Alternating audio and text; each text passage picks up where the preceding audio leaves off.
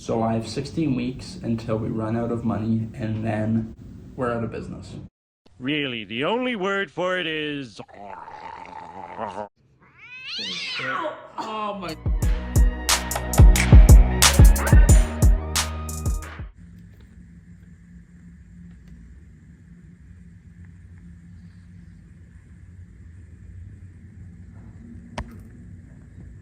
That's early as hell, bruh.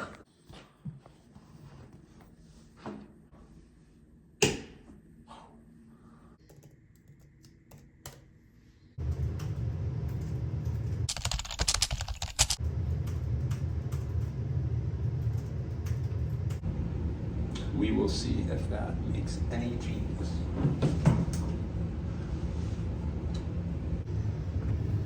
Okay, so I don't claim to be a sales expert. I don't think I ever will be a sales expert, but here's what I'm working on right now. I'm trying to use ChatGPT to help refine my pitch a bit. And the thing is with ChatGPT, if you ask it to do something, you really have to train it to not just be quote unquote a yes man and just agree with everything you say. So you have to literally type in, please disagree with me, push back, give me your real thoughts, pull data, pull facts, don't just go along with what I say. You can do that, and or I do it alongside it, or you could just say, I don't know what to do, tell me your thinking, or bounce this off me in a different perspective. Like, ask it to tell you something different other than the motive that you have, which is like, say if you want your script to work, instead of just sending a script saying, do you think this is good, say send the script and just say, push back on me, tell me what I need to change, right? It's not going to agree with that. It doesn't make sense. So right now I'm just changing a couple different things, like the hooks in the openings, and like just, I'm in Canva, right? So there's little stuff that I'll add, like a line separating the opener, because I know that, let's just say I call 10 people, I know that 6 of them are only going to get to that line, and then none of that's going to happen below. I still haven't revised this a bit, but and then I know the rest, might get to a certain point and might not. I do color code some things just to make it easy when I'm trying to find my spot back. If I just have a blank Word doc with a crap ton of text, I'm gonna lose my place so much. So yeah, that's what I'm working on right now. I made a bunch of calls yesterday and I made a bunch of calls the day before. I'm going to try and see what I can do today that's slightly different, but keep the target market the same, keep all of that the same, so that I'm not changing too much and I can't really, review game tape, as you could say. I also will make notes of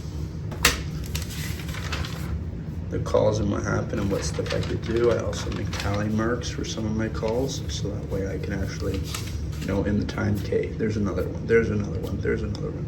And I always just keep a pen right there. I'll have my phone right here and I'll keep my pen there while it's ringing, and I'll be speaking on speakerphone, and I'll just be ready to write down anything, whether it's like a scrappy email or something, or just notes that I need to make. So that's what I'm working on right now. I think today's batch of calls will be better because I have more reps in. My belief is still very strong, and every day I just get a little bit more in tune with the amount of effort that this is going to take, and the realization kind of resets expectations, and my brain kind of goes, okay, I've got it. This is how much I actually need to do. Obviously, it's going to keep growing and changing, but that's what I'm working on right now as of Wednesday, January 21st, okay, at 6:09 a.m. So that's it for right now.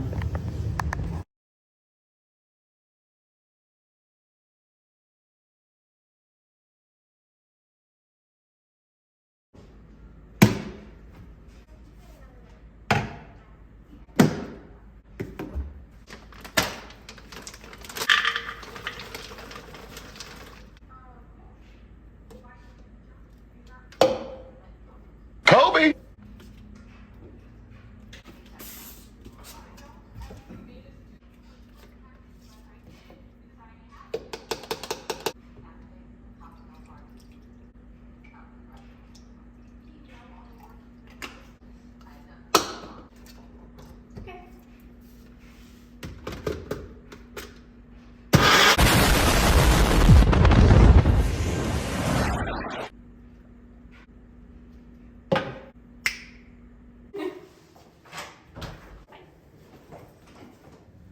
Okay, so I just got off the phone with somebody that works at a hair salon.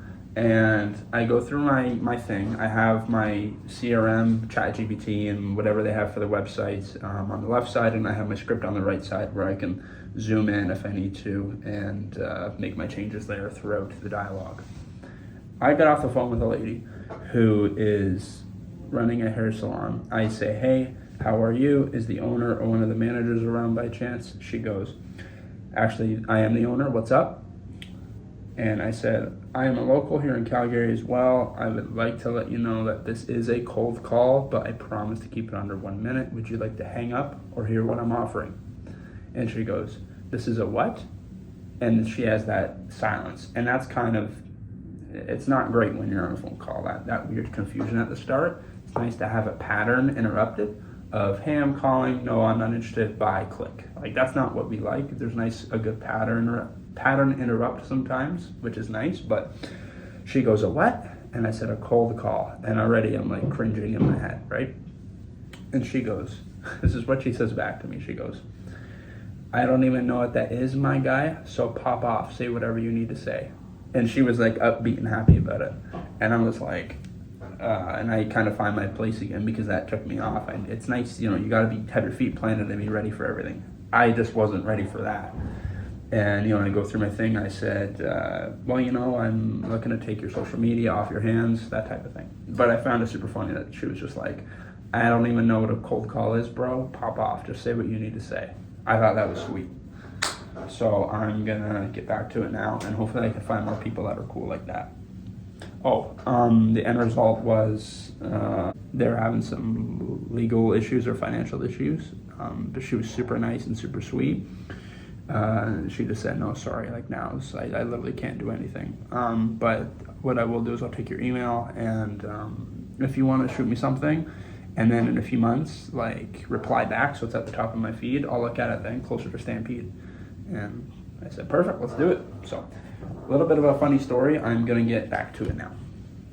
Okay, so right now the main topic is the 16 weeks I have until we go out of business. So, we moved here from Kingston, Ontario, and me and my partner, Catherine, Mark and Catherine, if you couldn't tell, we both have a set amount of money aside so we can run this business. And if we don't have recurring revenue in 16 weeks roughly, then we have to get jobs and we're out of business. And the biggest thing is that we have the potential to lose this apartment, which gives us so many huge benefits to us running this small business. Like right now, I'm in a study room, which I'm using as a private office. I have an office upstairs, a home office, but sometimes I want to be detached from the house a little bit. Other times when I'm working super early or super late, I'll be up in there cramming. It's just how it is. And if we don't start making money in 16 weeks, we're pretty much screwed for the most part.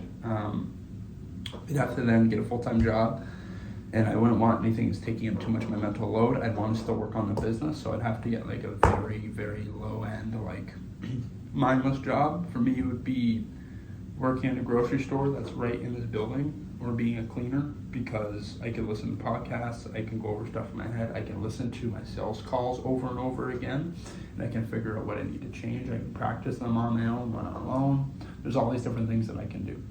Now, I would have to do that so that way I could pay my bills. I just did a bunch of calls, so my throat is dry as hell. Yeah, it's not us gaining traction, it's not us getting more engagement on social media, ironically, but it's money. It's real money. We have to make sure that we make money. And yeah, part of this timeline, which can be tough, and I know is and would be very tough for a lot of young founders, is the trap that they fall into with infinite timelines, right? They assume that this stuff is just, they can take as long as they want. But a lot of people that get in this position, they find out very quickly, no, you have a set amount of time before you are out of business and you have to make a drastic change. And you may go, all right, well then it's going to be super grind season. I'm going to work 16, 18 hours a day.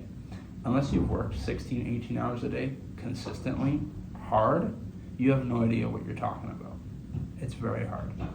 I love to be an advocate for working hard, and I have worked very hard for a large portion of my adult life, but I have not always worked crazy hours consistently, like above 12 hours even. Like no, some days it's like 6 hours and I feel maxed out.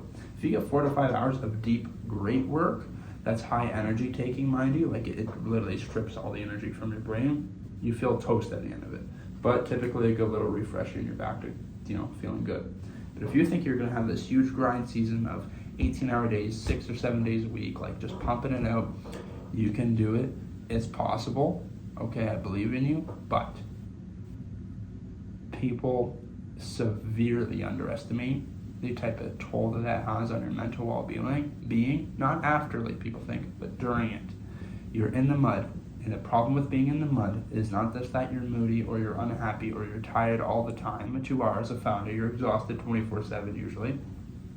If you're not, then you either have it really, really good and you are an absolute assassin in your business and you know how to do your stuff right, or you're not working hard enough. Those are my 2 thoughts at least. If you think that you're just going to be tired and exhausted all the time, if you're just going to go through this grind season, you probably are. What you don't know is the exponential attack that this exhaustion is going to have on your inputs, which will then result in the outputs, which are just not going to be as good. Right? So say you work 8 hours a day, then you spend the other 5 hours of your day either before work or after work. Ideally, 5 a.m. to 9 a.m. you work on your business and getting ready for work, and then 9 to 5 you make money, whatever job it is. Then from after 5 o'clock, you dive into work until like 9, 10 o'clock at night and get some good sleep. What people don't realize is that there's a lot of diminishing returns when you spread your attention wide out like that. And you really don't want to do that. That can be extremely, extremely hurtful. So let me just load this back up here. That's just a note that I have here. Keeping an open-ended runway, like having no timeline, it'll make you sloppy. So having a timeline is good. Like right now I have 16 weeks. That's just a deadly timeline in my opinion. I know I can make this work. Now, you have to make this work, right? If you don't make this work, if you don't think you can make this work, I should say, like what's the point of doing it, right? If I was sitting here, we're not risking much. We don't have a huge family or anything, but we do just have our well-being. If I thought that maybe this might not work, then I would probably do something a little different and do this on the side. But I'm fully committed. Here's a couple of the small things that also change when the clock is real, okay? So, and this happened to me just recently too. So when you realize that the clock is ticking, you stop polishing it so it's perfect, right? You stop making it so that things have to be completely in order, completely in line for you in order to act on this thing. Like for sales calls, let's say, for example, if you go into your sales calls or your CRM, you want to get the stuff set up and perfect and optimized and scaled. When you have a timeline, you say, screw all that. I'm just going to do the biggest money-making activity that I can and push forward with that. That's all you're really going to do, let's be honest. So you don't overthink things. And on the tail end of that, let alone you don't overthink things, you also do the most uncomfortable work. The stuff where you just cannot stand to do this anymore, you do the most uncomfortable stuff. And like I already know it, doing the most uncomfortable stuff for me is going to give me the highest returns in the shortest period amount of time compared to where I'm at right now relatively. I don't want to make that too confusing, but like compared to where I am right now to where I'm going to be, my growth from month 1 where we're at right now, at least in Calgary, we worked on the business a couple months earlier, but it was just me and it was not all the time. Month 1 here to month 5, the growth is going to be like that. That's what I plan for it to be. Now, year 5 to year 7, 2 years, I don't know this, but it might be like from here over to there, and that's kind of it, right? So this short exponential growth in this short period of time where I have nothing to lose and all to gain, this is going to be a monumental period of time for me and the most important time to do the uncomfortable stuff. And because I like the ugly grit that it takes for entrepreneurship and I love learning about it, I overthink sometimes and I get worried, that's for sure, but I do love that grit and I love just saying, I don't care, I'm gonna make it work. This is really exciting to me. So that's pretty much it. I'm going to take a 15-minute reset because I just call a whole whack of people. And if you've ever done that before, your brain kind of turns to mush. So Thank you very much for watching, and I hope that you guys have a great rest of your day, okay? Kill it over there. Bye-bye.